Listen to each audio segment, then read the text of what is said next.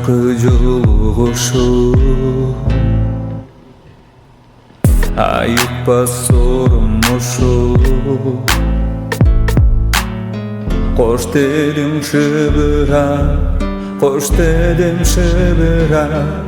Koy berbek oldun uçur Akırkı joluguşu Açak yolun ucu Çaştırdım can dilim bu Ümittim uçtu koşu Koş deyim gülbe Oldun kısa karmap çiverbe Sübey seni hiç kim bir mendey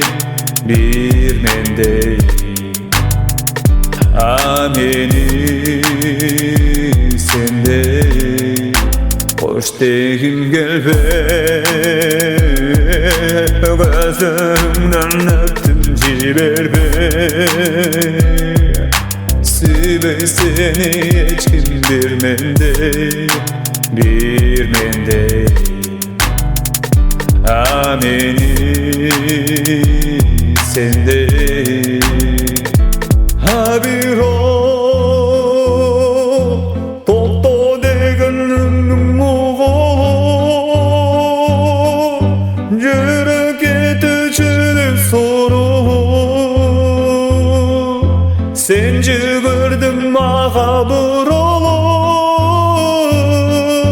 Koş degim gelme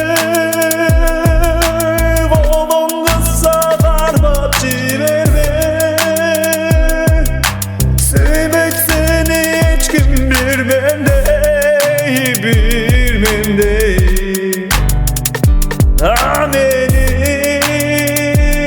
sende Hoş deyim gel bey Gözlerinden öptüm civer bey Sübey seni hiç kim bilmem de Ameni sende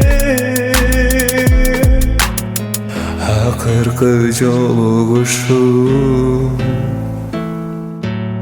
ayıkpa sormuşu